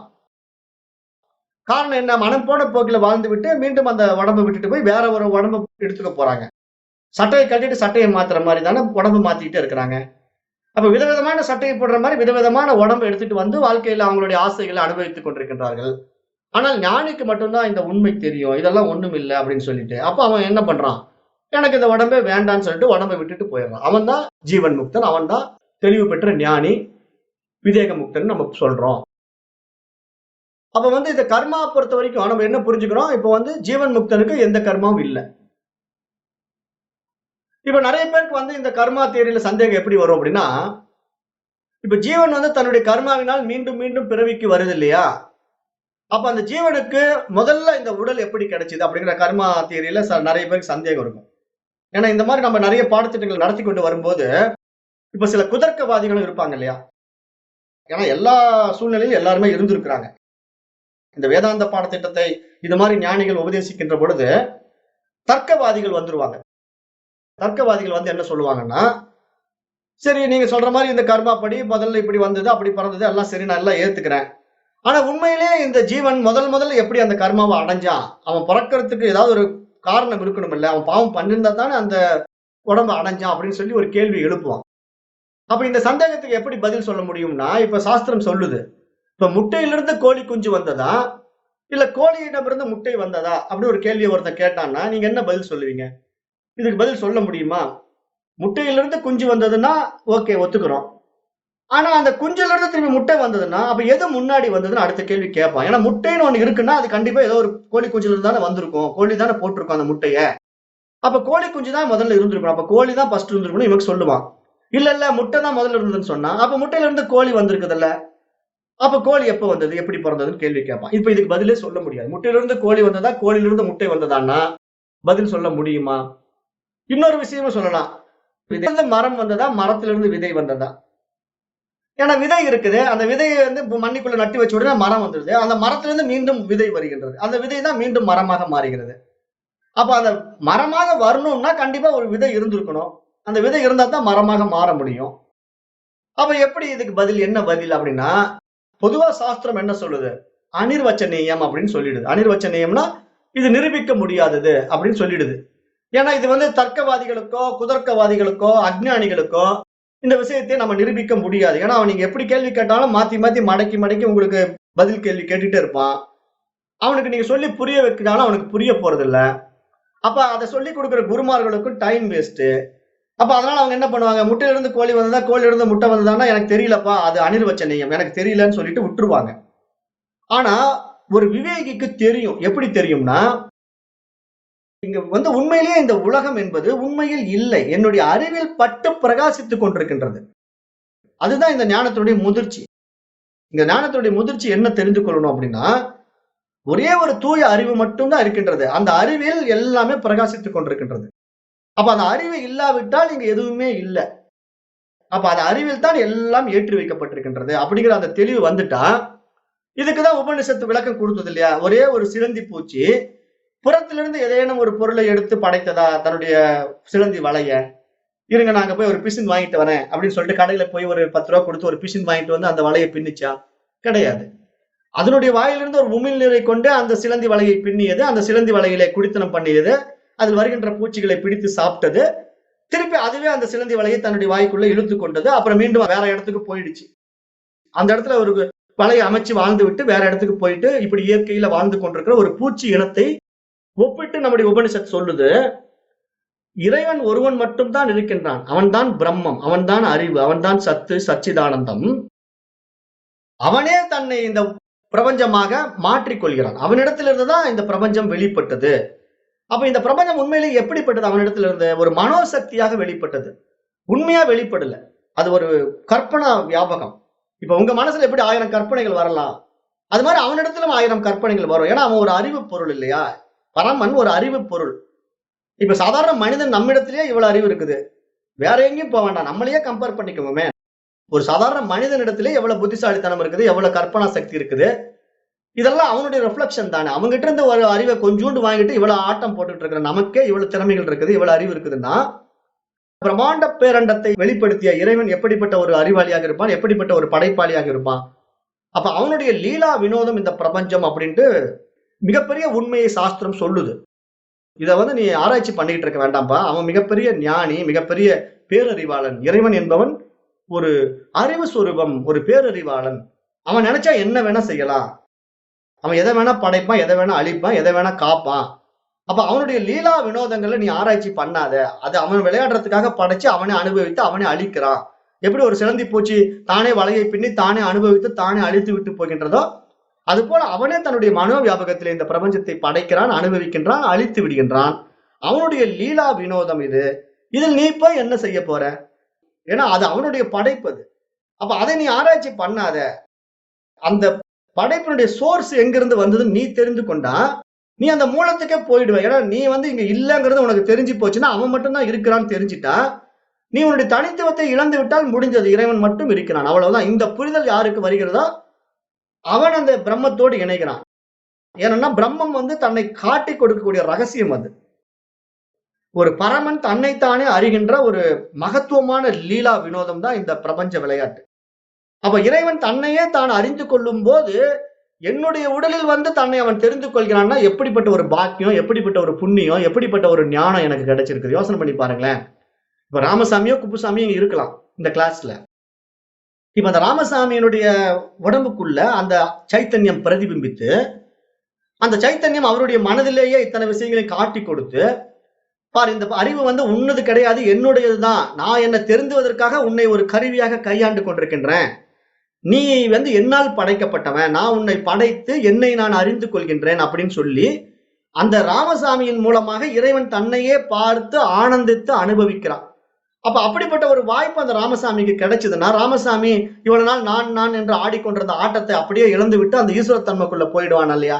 அப்ப ஈஸ்வரன் தன்னை தானே பார்த்து கொண்டால், இறைவன் தன்னைத்தானே அனுபவித்து விட்டான்னா முடிஞ்சதுங்க. ராமசாமிங்கிற ஒரு டாபிக்கே இல்ல, அவ்வளவுதான். அதற்கு பெயரும் இல்ல, உருவமும் இல்ல. அந்த உண்மை தன்மைக்குள்ளேயே அது மீண்டும் திரும்பி விடுகிறது, அவ்வளவுதான் விஷயம். அப்ப அப்படிப்பட்ட ஒரு பூரணத்துவம், அந்த பூரண ஞானம் அடைந்த ஞானிதான் அந்த இறைவனோடு இரண்டரை கலந்து விடுகின்றான், தனித்துவத்தை இழந்து விடுகின்றான். மற்றதெல்லாம் என்ன பண்ணுதுன்னா, மனதாக இருந்து கொண்டு, எப்படி அந்த சிலந்தி பூச்சி ஒரு வலையை பின்னுது, அந்த வலையில ஒரு பூச்சியை பிடிச்சு சாப்பிட்டு இருக்குது, அந்த வலையை இழுத்து அனுபவிக்கிற போது அது என்ன பண்ணுது, கொஞ்சோண்டு விட்டுட்டு வேற இடத்துக்கு போயிடுது. மீதி வாழை அங்க தொங்கிட்டு இருக்கும். அதை நாம தான் வந்து சீமாத்துல அடிச்சு கூட்டி அள்ளுவோம். அது மாதிரி இங்க எத்தனையோ ஜீவர்கள் அவர்களுடைய மனோபாவங்களை வைத்துக் கொண்டு வாழ்ந்து கொண்டிருக்கிறார்கள். இதெல்லாம் வந்து தூக்கி எறியப்பட வேண்டிய விஷயம், அழிக்கப்பட வேண்டிய விஷயம் அப்படின்னு சாஸ்திரம் சொல்லுது. இங்க எதுவுமே கிடையாது. இதெல்லாம் வந்து ஒரு மாய தோற்றம் அப்படின்னு சாஸ்திரம் தெள்ளத் தெளிவாக சொல்லி விடுகிறது. இதெல்லாம் தோன்றி மறையக்கூடிய விஷயத்துல போய் நீங்க ரொம்ப ஆராய்ச்சி பண்ணிட்டு இருக்காதீங்க. இங்க இறைவன் மட்டும்தான் இருக்கிறான் அப்படின்னு தெரிந்து கொள்ளுங்கன்னு சொல்லுது. அப்ப அந்த பூரண தன்மைக்குள்ளே நான் நுழைந்து விட்டா இங்க வருவதும் இல்லை, நான் போவதும் இல்லை. அப்ப அந்த ஞானிக்கு என்ன புரியும்? நான் எங்க வந்தேன்? நான் வந்தாதானே போகிறதுக்கு, நான் வரவே இல்லையே. நான் நானாகத்தானே இருந்து கொண்டிருக்கின்றேன். நான் பிரம்மம் தான், நான் பிரம்மமாகத்தான் இருக்கிறேன். அப்ப நானே தான் இத்தனை லீலா வினோதங்களை புரிந்து இத்தனை விஷயங்களை பார்த்து ஒரு மனித உடலுக்குள்ள வந்து இதையெல்லாம் நான் ஆராய்ச்சி பண்ணி திருப்பி நானே என்னை தெரிந்து கொண்டேன். அப்ப என்னுடைய படைப்பின் அம்சம் தானா இத்தனையும் அப்படின்னு ஆனந்தமாக நான் என்னை பார்த்து சாட்சியாக மாறி அத்தனையும் வேடிக்கை பார்த்து கொண்டிருக்கின்ற ஒரு லீலா வினோதம் தான் இந்த பிரபஞ்சம். இதைத்தான் நான் ஏற்கனவே கடவு உபநிஷத்துல வந்து இந்த கேள்வி எல்லாம் கேட்பான். இந்த நசிகேதன் வந்து யம தர்மராஜன் கிட்ட வந்து இந்த படைப்பின் சாராம்சத்தெல்லாம் எனக்கு சொல்லி கொடுன்னு எத்தனையோ கேள்விகள் கேட்பான். அப்ப யம தர்மராஜன் சொல்லுவான், அதுக்குண்டான தகுதியானவன் இல்லையே இவனுக்கு எப்படி நம்ம சொல்றது அப்படின்ட்டு மழுப்பி மழுப்பி அவனுக்கு சமாதானம் சொல்லுவான். உனக்கு இதை கொடுக்குறேன் அதை கொடுக்குறேன்னு ஆசை வார்த்தையெல்லாம் காட்டுவான். ஏன்னா அவன் 3 வரங்களை கொடுத்துட்டான் கடவு உபநிஷத்துல யம தர்மராஜன். அப்ப அந்த 3 வரங்களை இவன் ஆக்டிவேட் பண்றதுக்கு அவர்கிட்ட நீங்க கொடுத்துட்டீங்கல்ல, நான் கேட்கறதுக்கு பதில் சொல்லுங்க, அந்த 3 வரம் இதுதான் அப்படின்னு சொல்லி ஒவ்வொரு வரமா கேட்கும்போது அந்த ஆத்ம ஞானத்தை பற்றி அவன் கேட்கறான். அப்பதான் யம தர்மராஜா அழகா எக்ஸ்பிளைன் பண்ணிட்டே வருவாரு. அதுலதான் ஒரு ஸ்லோகத்தை நான் அடிக்கடி ரிப்பீட் பண்ணிட்டே இருப்பேன். நான் எல்லா கிளாஸ்லயுமே அதை சொல்லுவேன். அதுல ஒரு ஸ்தோத்திரம் என்ன சொல்லுதுன்னா, ஒரு ஸ்லோகம், ந தத்ர சூரியோபாதி ந சந்திர தாரகம் நேமா வித்யதோ பாந்திகி குதோயம் அக்னிகி தமேவ பாந்தம் அனுபாதி சர்வம் தஸ்ய பாஷா சர்வம் இதம் விபாதி அப்படின்னு ஒரு மந்திரம் இருக்குது. இது வந்து கடவு உபநிஷத்துல இந்த மந்திரம் என்ன சொல்லுதுன்னா, இந்த சூரியன் ஒளிர்வதும் சந்திரன் ஒளிர்வதும் விண்மீன்கள் ஒளிர்வதும் எல்லாம் நான் இருப்பதினால்தான். நான் இல்லாவிட்டால் இங்க எங்க சூரியன் இருக்குது, எங்க சந்திரன் இருக்கு, எங்க விண்மீன்கள் இருக்கு. அப்ப நான் இல்லாமல் இந்த அக்னி ஒளிர்ந்து விட முடியுமா அப்படிங்கிற மாதிரி ஒரு அமைக்கப்பட்டிருக்கு அந்த ஸ்லோகம், அந்த சூத்திரம். அப்ப நம்ம இங்க என்ன புரிந்து கொள்ளணும்னா, நான்ங்கிற தன்மை என்ன, நான் யார் அப்படின்னு என்னை நான் விசாரம் பண்ணி பார்த்தா, நான் அந்த பூரண அறிவு நான் தான் பிரம்மம் என்று எனக்கு நான் தெரிந்து கொண்டு விட்டால், நான் இருப்பதினால்தான் இங்க சூரியனும் இருக்கிறது, சந்திரனும் இருக்கிறது, விண்மீன்களும் இருக்கிறது, கோடானு கோடி நட்சத்திரங்கள் எல்லாம் இங்கு பார்க்க முடிகிறது. இல்லைன்னா இங்க ஒண்ணுமே இல்லையே. நான் இல்லைன்னா இங்க எதுவுமே இல்லையே. அப்ப இததான் சாம்பிள் காட்டுது. தினமும் நமக்கு லைஃப்ல எப்படி சாம்பிள் காட்டுது? டீப் ஸ்லீப் போகும்போது இந்த உலகம் மறைந்து போகிறது. அப்ப திருப்பி நான் விழிப்பு நிலைக்கு வரும்போதுதான் நான் இருக்கிறேன்னு எனக்கே தெரியுது. அப்ப நான் இருப்பதனால் மீண்டும் இந்த உலகம் விரியுது. அப்ப இந்த விழிப்பு நிலையில எனக்கு இந்த உலகம் வெளியே வந்துடுது. கனவு நிலையில இந்த உலகம் வேற உலகமா மாறிடுது. ஆழ்ந்த உறக்க நிலையில இந்த உலகம் இல்லவே இல்லை. அப்ப அப்படிப்பட்ட நிலையை நான் ஆராய்ச்சி பண்ணி நான் டீப்பா பார்த்தேன்னா, அப்ப இந்த உடம்பா நான், இந்த மனசா நான்னா இல்லையே. ஏன்னா இதுக்கெல்லாம் அப்பாற்பட்டு ஏதோ ஒரு விஷயம் இருக்குது. அதுதான் தோன்றி மறைந்து கொண்டே இருக்கிறது. என்னிடத்துல படைத்து காட்டி மறைச்சு கொண்டே இருக்கிறது. அப்ப அந்த தன்மை எனக்கு புரிந்து விட்டா, நான் இந்த உடலோ மனமோ இந்த உலகமோ இல்ல. அப்ப இந்த உலகம் ஏன் மறைந்து விடுகிறது? பரம்தான் நான் என்று என்னை தெரிந்து கொண்டு விட்டால் அவ்வளவுதான், உலகம் காணாம போயிடுச்சு. இன்னும் நான் மட்டும்தான் இருக்கிறேன். அதைத்தான் தாயுமானவரும் சொல்றாரு இல்லையா? அதை திருப்பி திருப்பி அந்த பாட்டெல்லாம் நான் சொல்லிக்கிட்டே இருப்பேன். சினமிறக்க கற்றாலும் சித்தி எல்லாம் பெற்றாலும் மனமிறக்க கல்லார்க்கு வாயன் பராபரமே அப்படின்னு ஏன் சொல்றாரு? இந்த மனம்ங்கிற விஷயம் தான் இத்தனை விஷயங்களை ஏத்தி வச்சுக்கிட்டு இருக்கு. அப்ப அதுலதான் இந்த கோபம் வருது. இதுலதான் அந்த எல்லா இதுவும் நடக்குது. சினம் இறந்து விட்டது, நான் வந்து நல்லா தெளிவாயிட்டேன், எனக்கு இனிமேல் கோபம் வராதுன்னு ஒருத்தர் சொல்லலாம். அவனுக்கு எல்லா சித்திகள் கூட வரலாம். கடல் தண்ணியில நடக்கலாம், காற்றுல மிதக்கலாம். என்ன பிரயோஜனம்? மனம் இறந்து விட்டா பரமன் தெரியுவான். ஏன்னா இத்தனையும் அந்த மனதனுடைய லீலா விளையாட்டு. மனசுதான் கற்பனை பண்ணிக்கிட்டு இத்தனையும் படைச்சுக்கிட்டு விளையாடிக்கிட்டு இருக்குது. அப்ப அந்த மனம் எப்பொழுது தன்னை தெரிந்து கொண்டு விட்டு நான் இல்ல, என்னோட தனித்துவத்தை நான் இழந்து விடுகின்றேன், ஏன்னா நான் ஒரு ஆபாச ஜீவன், நான் ஒரு சிதாபாசன், அறிவனுடைய போலி நான் அப்படின்னு தெரிந்து கொள்கிறதோ, அப்ப அது தன் தனித்துவத்தை இழந்து விட்டுடும். இருப்பது இறைவன் மட்டும்தான். அப்ப இறைவன் மட்டும்தான் இங்க இருக்கிறான் அப்படிங்கிற விஷயத்தை தான் எல்லா சாஸ்திரங்களும் நமக்கு சுட்டி காட்டுது. அப்ப இதுல நம்ம ரொம்ப தெளிவாயிட்டோம்னா, இங்க நீங்க நானு அது இதுங்கிற விஷயம் எல்லாம் இங்க ஒண்ணுமே கிடையாது. அவனே இருக்கிறான், அவனே அனுபவிக்கிறான், அவனே அழிக்கிறான். அப்ப இங்க நமக்கு என்னதான் வேலைன்னா, பரமன் தன்னைத்தானே தெரிந்து கொள்கிறான். அதற்கு ஒரு உபாதியை, ஒரு கருவியை பயன்படுத்துகின்றான். அதில் நான் அந்த கருவியாக இருந்தால் நான் செய்த பாக்கியம், இல்லாவிட்டால் அந்த பரமனின் லீலா வினோதங்களில், மாயா விளையாட்டுகளில் நான் ஒரு தூசி, அவ்வளவுதான். ஒரு குழந்தைகிட்ட பல சாமான்கள் நீங்க விளையாட குடுத்தீங்கன்னா, அது தூக்கி இங்க ஒண்ணு போடும், அங்க ஒண்ணு போடும். அது விளையாடிட்டு இருக்கிற மாரி, ஒரு ஜடத்தன்மையிலே நான் இங்கு அல்லல் பட்டுக் கொண்டிருக்கின்றேன்னு நீங்க புரிந்து கொள்ளணும். அவ்வளவுதான் விஷயம். ஏன்னா இங்க வந்து போறதெல்லாம் லீலா விளையாட்டு தானே. உங்களுக்கு எப்படி வாழ்க்கை வருது, எப்படி போகுதுங்கிறதெல்லாம் நீங்க வகுத்தது கிடையாது. அவனுடைய விளையாட்டு பொம்மை நீங்க, அவ்வளவுதான். பொம்மலாட்டம் மாதிரி.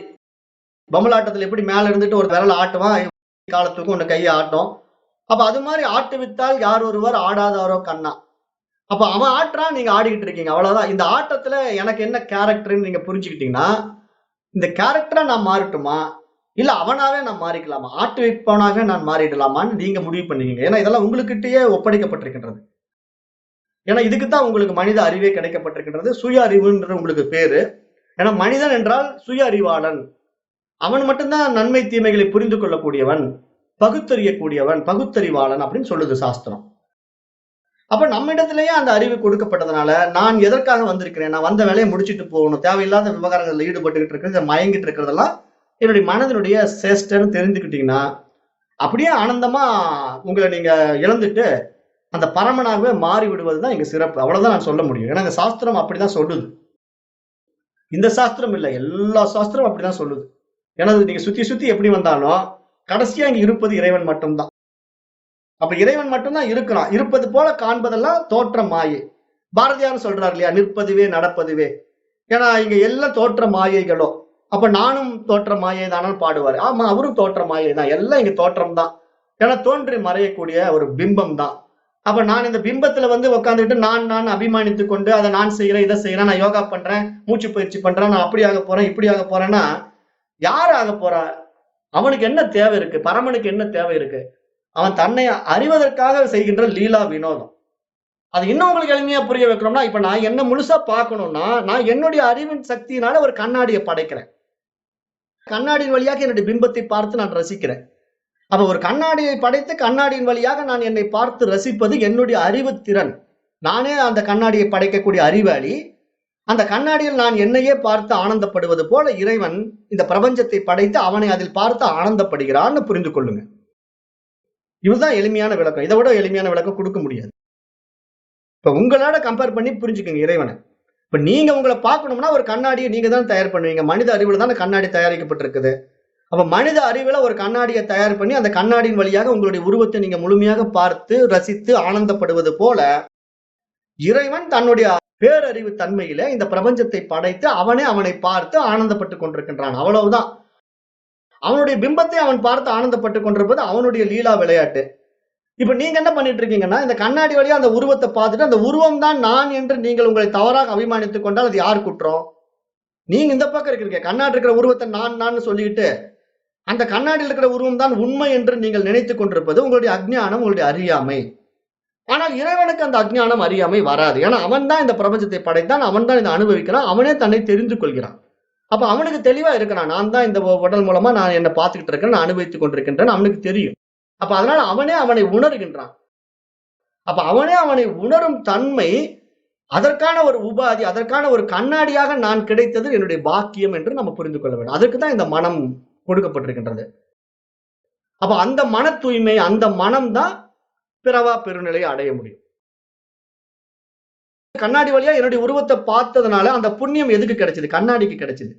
ஏன்னா என்னுடைய மகத்துவமான என்னுடைய உடலை அந்த கண்ணாடியின் வழியாக நான் காண்கின்றேன் என்கின்ற பொழுது, கண்ணாடியில் இருக்கின்ற உருவமும் ஜடம், கண்ணாடியும் ஜடம். ஆனால் கண்ணாடிக்கு இந்த பக்கம் இருக்கின்ற நான் மட்டும்தான் உயிர்ப்புள்ளவன். ஆனால் என்னுடைய உயிர்ப்பு தன்மையை நான் அந்த கண்ணாடியின் வழியாக இன்னொரு உயிர்ப்பு தன்மை இருப்பது போலவே காணுகின்றேன். ஏன்னா நான் இங்க கையை ஆட்டுறேன், அங்க கண்ணாடி இருக்கிற உருவம் கை ஆட்டுது. நான் இங்க கால் ஆட்டுறேன், கண்ணாடி இருக்கிற உருவம் கால் ஆட்டுது. அப்ப இந்த லீலா வினோதத்தை கண்ணாடி பாக்குது. எனக்குள்ளேயே இந்த நாடகம் எல்லாம் நடக்குது. அப்ப எப்படி ஒரு ஆட்டம் பாத்தீங்களா அப்படின்னு அந்த கண்ணாடி பாக்குது. ஆனா அந்த கண்ணாடிக்கு நான் தான் அதை ஆடிக்கிட்டு இருக்கேன்னு நினைச்சா அதனுடைய அஜ்ஞானம். இல்ல அவன் தான் இந்த கண்ணாடி வழியா ஆடிக்கிட்டு இருக்கிறான், இதுல நான் ஒரு டம்மி பீஸ்ன்னு இந்த கண்ணாடி தெரிஞ்சுக்கிட்டா அதுக்கு ஞானம் வந்துருச்சுன்னு அர்த்தம். இங்க ஞானம்ங்கிறது என்னன்னா தன்னை இழப்பதுதான் ஞானம். நிறைய பேர் என்ன நினைச்சிட்டு இருக்காங்க, ஞானம்னா அறிவாளி பெரிய சயின்டிஸ்ட் மாதிரி ஆயிடுவோம் போல் இருக்கு, நான் பிசிக்ஸ் படிச்சு ப்ரொஃபஸர் ஆன மாதிரி இந்த வேத பாடங்களை படிச்சு நான் பெரிய அறிவாளி ஆயிடுவேன் போல் இருக்கு நினைச்சுக்கிட்டு இருக்காங்க. இங்க பாடத்திட்டத்துடைய முதிர்ச்சி என்ன தெரியுமா? தன்னை இழப்பதுதான் இங்க ஞானம். இறைவன் நினைச்சா இந்த கண்ணாடி எப்ப வேணா உடைச்சு போட்டு போயிடலாம். அப்ப அந்த உருவம் மறைந்து போய்விடும். அது மாதிரி அந்த அறிவில் இந்த பிரபஞ்சம் மறைந்து விடுகின்றது. தன்னை தான் இறைவன் உணர்ந்து விட்டான்னா கண்ணாடி அவனுக்கு தேவையில்லை. மாயா மனம் தேவையில்லை. அவ்வளவுதான். அவன் அறிவாகவே மீண்டும் ஆகிவிடுகின்றான். அது போல இப்ப கண்ணாடியை உடைத்து விட்ட ஒரு சாதாரண மனிதன் மீண்டும் தன்னுடைய இயல்பு தன்மைக்கு வந்து விடுகின்றான். கண்ணாடியில் அவனுடைய உருவத்தை அவன் பார்க்க வேண்டிய அவசியம் இல்லை. கண்ணாடியும் தேவையில்லை என்பது போல இறைவனும் பிரபஞ்சத்தை நீக்கிக் கொள்கிறான். தன்னில் தானாய் தன்மயமாய் தனித்துவமாய் மாறிவிடுகின்றான். இதுதான் சப்ஜெக்ட்.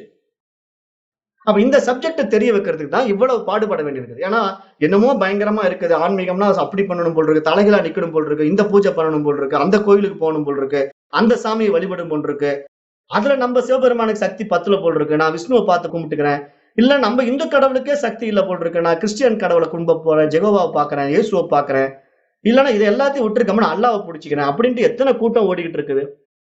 எவ்வளவு அஜ்ஞானம், எவ்வளவு அறியாமை. இதைத்தான் சாஸ்திரம் சொல்லுது. இத்தனை அறியாமைகளும் உன்னை யாரும் தெரிந்து கொள்ள புரியல, உனக்கு அந்த மெச்சூரிட்டி வரல, அந்த அறிவு வளர்ச்சி போதுமானதாக இல்ல, இன்னும் மிருக லெவல்லயே இருந்துட்டு இருக்கீங்க, மனிதனாக பிறந்தும் நீங்க பிரகாசிக்காத ஒரு ஜடமான பொருளாக இருக்கிறீங்க. அப்ப அது என்ன காரணம்? களங்கம் ஏற்றி வைக்கப்பட்டிருக்கு. அறிவின் மீது களங்கம் ஏறிக்கிட்டு இருக்கு. அதை நீக்குன்னா உண்மை தெரிந்துவிடும் சாஸ்திரம் சொல்லுது. அப்ப இதை நீங்க இங்க புரிந்து கொள்ளணும். அப்ப இந்த தத்துவ போதம் நூல் இதைத்தான் எல்லா வழிகளிலும் சொல்லிட்டே வந்து சஞ்சித கர்ம பிரம்மைவாக மிதிஸ்யாத்மக ஞானேன நஸ்யதி. அப்ப இந்த உலகத்தில் பிறந்த ஞானியானாலும் அஜ்ஞானியானாலும் இந்த பிராரப்த கர்மாவை அனுபவித்து தீர்க்க வேண்டும் அப்படின்னு ஒரு வார்த்தையை சொல்லிடுது. ஏன்னா அந்த பிராரப்த கர்மா பொறுத்த வரைக்கும் அனுபவித்து தீர்க்க வேண்டும். அவன் ஞானியா இருந்தாலும் சரி, அஜ்ஞானியாக இருந்தாலும் சரி. அப்புறம் இன்னொரு ஃபார்முலா சொல்லுது, ஆகாமி கர்ம அபிஞானேன நஸ்யதி கிம் ஆகாமி கர்மனாம் நளினி தலகத ஜலவத் ஞானினாம் சம்பந்தோ நாஸ்தி. இங்க முக்கியமான கவனிக்க வேண்டிய விஷயம் என்னன்னா, அஞ்ஞானிகள் தாங்கள் கொண்டு வந்த பிராரப்த கர்மாவின் பாவ புண்ணியங்களுக்கு ஏற்ப தங்களுடைய வாழ்க்கையில் நடைபெறும் சுக துக்கங்களில் ஈடுபட்டு கொண்டு சுகம் வரும்பொழுது ஆனந்தத்தை அனுபவித்துக் கொண்டும் துக்கம் வரும்போது புலம்பிக் கொண்டும் இருப்பார்கள்.